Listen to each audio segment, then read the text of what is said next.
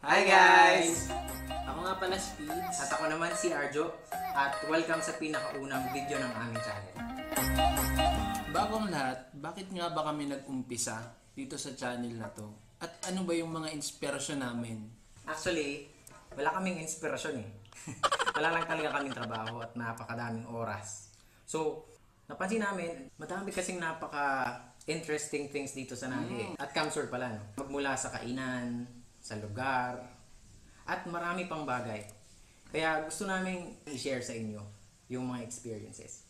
Speaking of kainan, ang first episode ng aming channel ay about sa number 1 comfort food ng mga taga-Naga. Walang iba, kundi ang kinalas. Ayon sa nakalap naming survey, ang dalawang pinakamasarap na kainan ng kinalas ay ang Top Buddies at ang 727 Kinalasan. Kaya tara, puntahan na natin.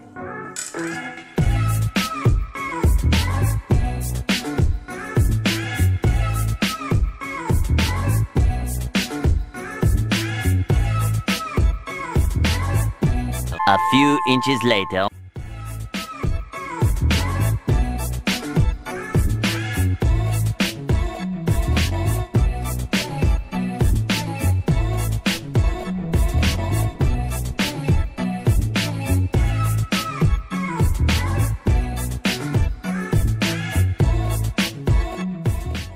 Guys, nakuha na natin ang Epectus. Andito sa left corner ang Ano ba yun? ano ba yun? Nandito sa Taabadi sa left Taabadi, corner. Taabadi. Dito sa right corner nandito naman ang 727. Tara, tikman na natin. So ayan guys, welcome back. Nabili na namin yung dalawang kinalas from 727 at Taabadi. Bago natin kainin, para malaman natin kung ano ba yung the best kinalas dito sa Naga, syempre dapat meron tayong criteria. Ano ba yung mga criteria natin? Meron tayong tatlo dyan. Siyempre, unahin natin yung lasa o yung taste. Pangalawa, yung quantity o yung dami. At pangatlo ay yung ating presyo. Tingnan natin kung alin sa dalawang to yung mas aangat sa isa. So tara, tikman na natin. So guys, ito pala yung sa 727. Ito yung pinakabagong pinagkakaguluhan, bagong bukas sa pagkakaalam namin. Sa may Pili Boundary, malapit sa Naga at Pili Boundary. Kaya boundary. So, ito siya di ba? Ang dami, no? 60 pesos to. Actually, pareho siyang 60 pesos ng Taabadi. Pero dito, meron siyang chicharon. Sa Taabadi, wala. At sa tingin ko, mukhang mas marami yung serving nito. Ano ba to? May something. Mas madami ang serving nito sa tingin ko. Ano ba yan? Ayan. Tapos, alam nyo ba, meron pang 2 limonsito. So, 2 limonsito ang kasali. Versus, sa Taabadi, na isa lang. Okay? Yan, ang sarap niya. At ito naman yung sa Taabadi. So, comparison mula nung kanina, wala siyang chicharon, medyo bland yung kulay. Pero may itlog naman. At yung noodles medyo okay din naman. Ayan, nakita nyo na kung ano yung pinag-aadan ng dalawa. Tingnan natin sa lasa kung saan sila papatok. Titikman na natin. Uunahin natin tong 727 kinalas. Okay?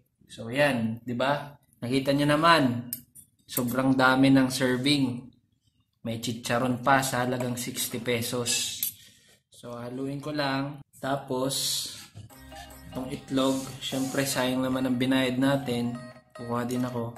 Yan. Tapos lagyan natin ng limonsito or kalamansi. Bukahin. Ilagay. Ito.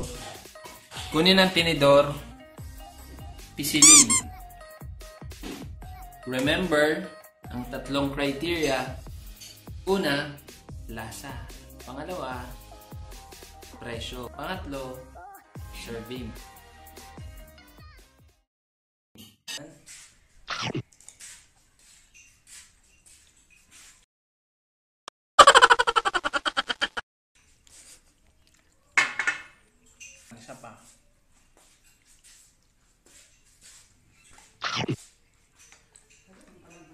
Okay, mamaya na ako magbibigay ng aking comments. Titikman ko rin to. Haluin. Ang gagamitin kong lemon, syempre yung galing sa kanila. Kasi malay mo, ibang lasa nito dito sa lemon na to.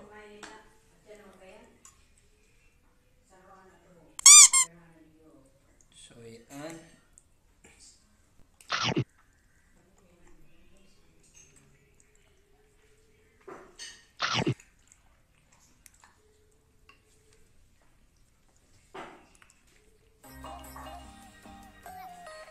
Ayan, so tapos na si Pig sa kanyang pagkain. So ako naman muna, para meron kaming input pareho. Unahin natin yung sa 7 to 7.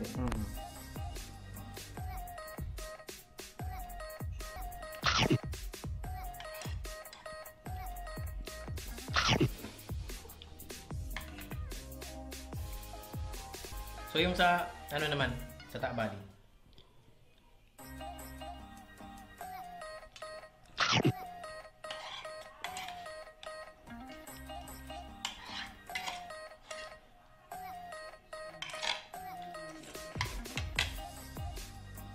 Ayan, so tapos na kaming dalawa. Ngayon, ibibigay naman namin yung input namin. 2,000 years later. So ayan, natikman na namin pareho yung dalawang kinalas. Ngayon naman, ay magbibigay na kami ng aming mga comments. So unahin ko itong 7 to 7. So dun muna tayo sa una nating criteria, which is yung lasa. Itong 7 to 7, medyo kailangan mo pa siya ng timpla. Ito kasi parehong kinalas, pareho to walang timpla. So raw, itong tinikman namin pareho. Hindi siya hilaw pero yung raw na flavor niya. So yun, itong 7 to 7, kailangan mo pa siyang timplahan. Yung Taabadi, masarap na siya kahit walang timpla. In terms of lasa, ang boto ko na kay Taabadi. So 1 point sa lasa kay 1 Takbali. point. So, pangalawang criteria, serving. Obvious na obvious, dun sa dalawang kinalas, mas solve, mas sulit si 7 to 7. Kasi meron na siyang chicharon at saka mas marami yung serving niya. Ang boto ko na kay 7 to 7. So, pangatlong criteria, price. Yung presyo niya, pareho lang. Pareho siyang 60 pesos. So, wala. Tabla sila So, yun ang aking comment. So yung sa presyo tabla sila. Oo. Pareho silang 60. Sige. So sa akin naman, unang-una sa lasa, yung mas may texture kasi yung yung sa 727 dahil sa chicharon. Siguro masasabi kong nakakadagdag din sa lasa. Maliban dun sa may baka na siya, may itlog at lahat, pati yung broth niya. Yung sa Takbadi naman, tama si Paige, yung lasa niya, andun Hindi mo na kailangan lagyan ng condiments pa ng masyado. So, yung lasa, para sa akin to sa 727 ako, sa lasa. So, sa quantity naman, ganun din, mas marami sa 727. So, doon pa rin yung aking boto. At yung pangatlo naman sa presyo na 60 pesos.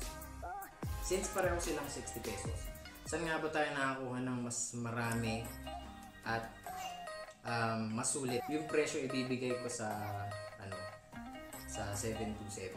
Kasi marami na siya. May chicharon pa. Tapos 60 pesos lang. So, yun yung boto ko. Okay, ayan guys. Tapos na naming ibigay ang aming mga scores at base sa aming verdict. Si Taabadi nakakuha ng 2 points at si 7 to 7 nakakuha naman ng 5 points. So, sa amin pong episode ngayon, ang panalo ay ang 7 to 7 kinalas. Pero ito po ay base lamang sa aming opinion ni Pigs at sa criteria na aming pag-decision. Kung gusto niyo rin pong i-try yung dalawang dishes natin, pwede nyo namang puntahan yung mga lokasyon. Yeah. Sa mga gustong pumunta sa stores nila, ang Taabadi ay located sa Cararayan. Pag lampas nyo ng Villa Oviedo, konting kembot lang, nandun na kayo. Basta malapit yan sa cemetery. Ay, hindi cemetery, puneraria. Okay? Tapos ang 727, malapit siya sa boundary ng Naga at Pili. So, pagkalagpas nyo ng boundary, nandun na agad yan sa right side. Kung meron kayong mga comments or suggestions ninyo na gusto nyong itry namin dalawa ni Arjo para sa mga susunod naming episodes, i-comment nyo dito sa baba para pag nakita namin, titingnan namin kung pwede namin matry. Okay?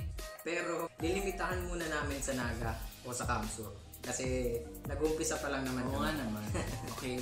So siguro, saka na yung saka na yung medyo malalayo. Siguro marami na rin nag-review sa amin. No? Okay. So ipagdasal natin na sana dumami yung views para makatry din tayo sa ibang mga lugar. So para dumami ang views, syempre kailangan nyo mag-subscribe para makita nyo agad kung meron kami mga bagong episodes. So huwag nyo kakalimutan na mag-subscribe sa aming channel. At huwag nyo rin kalimutan na i-click yung bell icon para notified agad kapag meron kaming bagong content. At pakishare na lang nitong video kung sa tingin nyo ay nakatulong kami. Kung hindi, edi wag nyo i-share. Okay. Maraming salamat sa panonood. Abangan nyo po ang mga susunod na episodes natin. See you again.